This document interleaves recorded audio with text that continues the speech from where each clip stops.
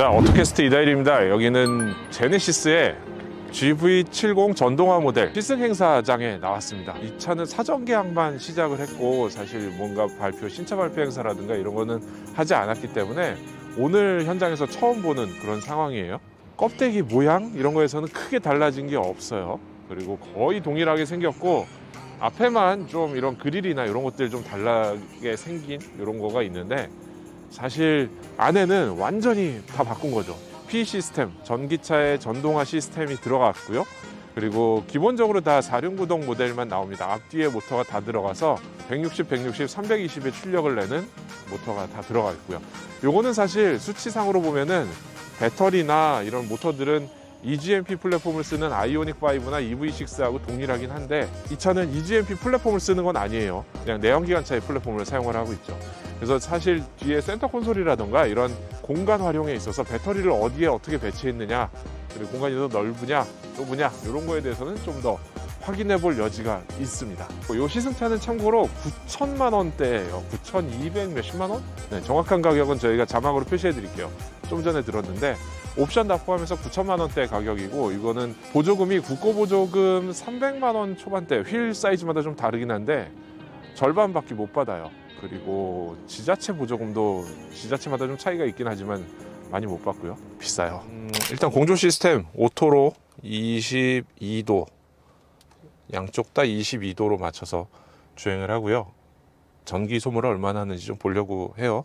드라이브 모드도 몇 가지가 있죠. 에코, 컴포트, 스포트, 마이 드라이브 모드 이런 거 있는데 일단 컴포트 모드 기본에서 시작을 해보겠습니다. 기본적으로는 GV70의 그 디자인을 그대로 갖고 있죠.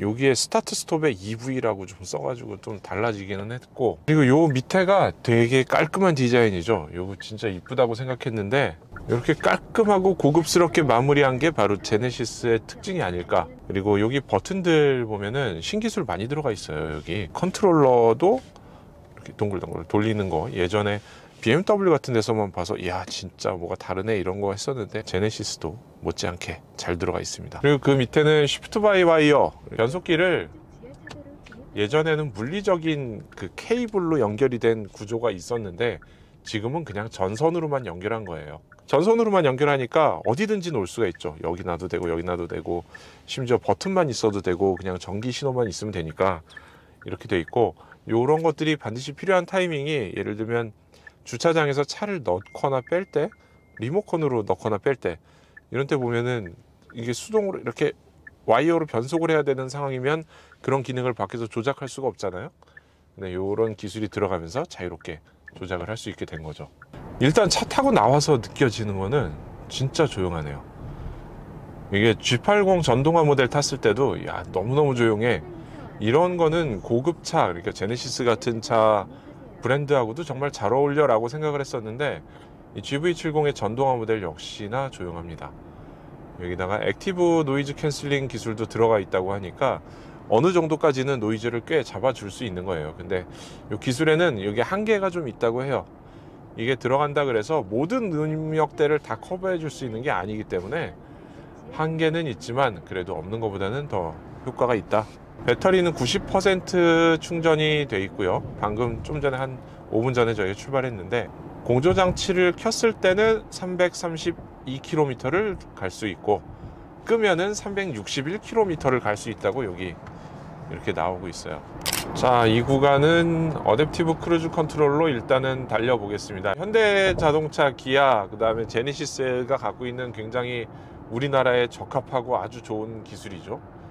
고속도로를 감안해서 내비게이션도 감안한 어댑티브 크루즈 컨트롤 기능이 들어있어요. 앞차하고 거리를 맞춰주고 차선 안으로 달리는 거는 물론이고요. 각종 안전 사양이 여러 가지가 들어가 있는데 일단 과속 카메라 나오면 속도를 지가 줄여줍니다. 이게 되게 좋죠. 이렇게 가다가 과속이 될 것 같으면 카메라가 있는 데선 내비에서 인식을 해서 줄여주는 거예요, 속도를. 주변의 차, 이게 지금 아마 HDA2가 들어가 있을 텐데 주변의 차를 인식을 해서 만약에 저 차가 이렇게 가까이 다가와요. 그러면은 이 차로 안에서 약간 요거 편향주행이라고 하는데 한쪽으로 붙어서 갈 수 있게 이렇게 조절을 해줘요. 지금 이 차가 가운데를 달리고 있는 거지만 옆에서 붙어오는 차가 있으면은 그렇게 조절한다는 거죠. 요 기능들 설명하자면 요것도 하루 걸릴 거예요. 근데 요거 쉽게 설명드리면은 그냥 어지간한 위기의 상황에서 항상 차가 뭔가를 하겠다고 준비를 하는 상태다, 이렇게 이해를 하시면 될 것 같아요. 이 액티브 사운드 디자인이라는 항목도 보면은 설명할 게 되게 많아요. 이게 퓨처리스틱은 현대차에서 개발할 때 미래에는 이런 소리가 나는 차들이 달릴 거야 라는 거를 생각해서 개발한 거고요. 이 S 엔진이라는 모드는 지금의 내연기관차와 비슷한 느낌을 내도록 이질감을 느끼지 않게 하기 위해서 만든 모드예요. 그리고 이 모터라는 거는 전기차에 기본적으로 지금은 이런 소리가 나지 않을까라고 하는 이 모터라는 사운드를 보여주고 있는 거죠. 일단 S 엔진으로 달리는 게 이 차에는 좀 어울릴 것 같아요. 지금 아까 아무 소리도 안 나던 차가 지금 잠깐 밟을 때마다 내연기관 엔진차처럼 웽 하는 소리가 나죠. 퓨처리스틱으로 들어볼게요.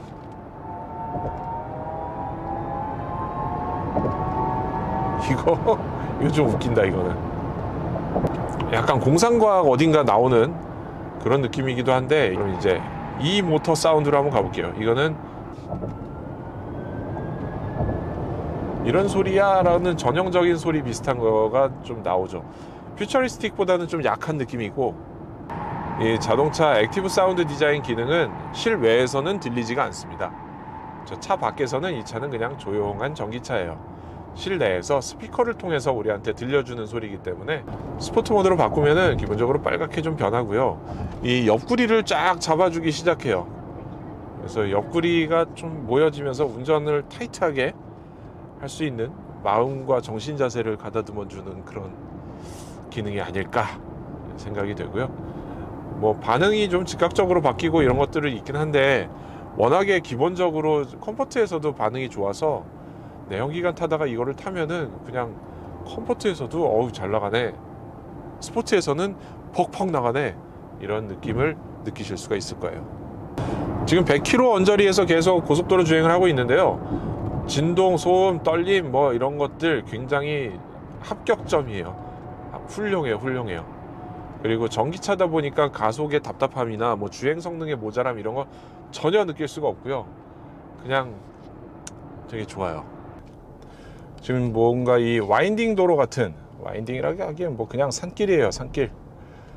산길을 가고 있는데, 여기서는 좀 뭔가가 차이가 좀 있네요. 와인딩 돌려보니까 이런 데서는 차가 무거워요.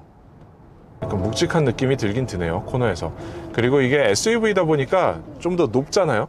GV60보다도 높고 G80보다도 높고, 그러니까 현대기아가 만든 전기차 중에 지금 가장 높을 걸로 예상이 돼요, 지금까지는. 그러니까 좀 거동상 그런 것들이 좀 티가 나지 않을까 하는 생각이 들기도 해요. 자, 여기는 중간 기점인데 차를 좀 전시를 해놨죠. 여기 충전기가 아니네.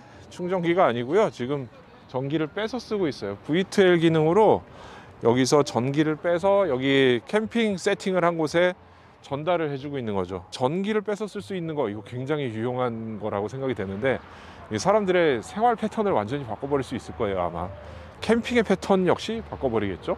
자, 여기는, 저쪽은 캠핑 세팅이었으면 여기는 차박 세팅이에요.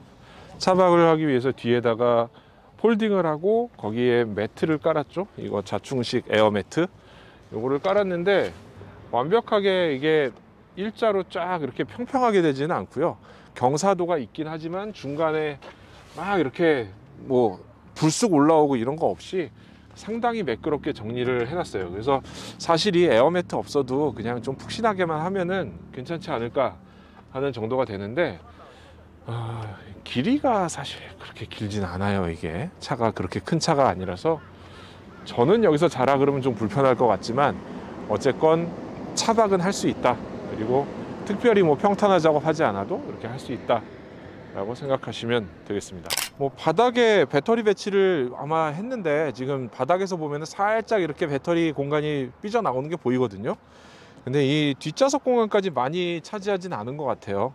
일단 느낌상으로는 별 차이가 없어요. 그래서 센터 터널도 그렇게 크지 않게 조금 한 요만큼 정도 센터 터널 올라와 있어서 중앙 자리도 사람이 앉으면은 앉을만도 해요. 시트나 이 실내는 거의 변화가 없다고 생각을 해도 될 것 같습니다. 뒤에서도 이렇게 온도 조절할 수 있는 기능들이 들어있고요. 통풍이나 열선 시트 조작도 할 수 있고요. 여기 한번 딱 말려 있어서 닿아도 딱딱딱딱 소리가 안 나게 이렇게 돼 있어요. 괜찮네. 여기 보면은 전기 메뉴에 이런 것들이 있어요. 전기차니까 기존의 GV70에 없던 메뉴가 여기 들어와 있는데, 스마트 회생 제동 시스템에 내비게이션 연동 기능이 있어요. 도로 상황에 따라 감속 강도를 자동으로 제어한다. 이거 되게 재밌죠? 요거를 강한 감속으로 한 다음에 얼마나 효율이 달라지는지 한번 확인을 해 볼게요. 일단 오는 길에서는 kWh당 2.9km의 효율이 나왔고요. 돌아가는 길에는 요걸로 뭐 과속하지 않고 그냥 이거 다 똑같이 그대로 켜놓은 상태에서 가보겠습니다. 돌아올 때는 저희가 운전을 뭐 경로가 좀 달라요. 갈 때는 산길을 막 통해서 이렇게 가긴 했고, 올 때는 지금 상당히 그 경춘국도와 고속도로 위주로 많이 달렸어요. 뭐 둘 다 무리하게 주행을 하진 않았기 때문에 운전 패턴은 비슷하다고 보시면 될 것 같아요. 근데 같은 길이 아닌 만큼 요거는 좀 정확한 뭐 이 효율 측정이라고 보기는 좀 어렵죠. 사실 그런 한계는 있는데, 일단은 지금 굉장히 좋아졌어요. 아까는 kWh당 2.9가 나왔었거든요, 가는 길은. 근데 지금 보시면 지금 현재가 kWh당 5.0이 나왔어요. 굉장히 차이가 많이 나네요. 이게 갈 때는 회생 제동을 아예 거의 끈 상태, 제일 약하게 해놓은 상태에서 출발을 했었고 계속 주행을 했었고요. 지금 올 때는 스마트 회생 제동을 사용을 해서 달려왔어요. 이 스마트 회생 제동이 꽤 효과가 있는 것처럼 보이고요. 지금으로는 특이한 거는 공조를 껐을 때하고 켰을 때하고 3km밖에 차이가 안 나네.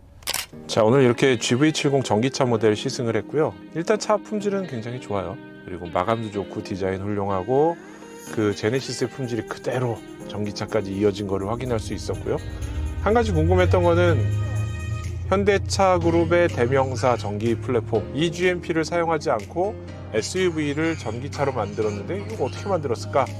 어떤 결과물이 나왔을까가 궁금했는데, 성능이나 효율이나 뭐 모터의 배치 이런 것들에서는 eGMP의 비슷한 요 파워트레인을 많이 넣은 거를 확인했고요.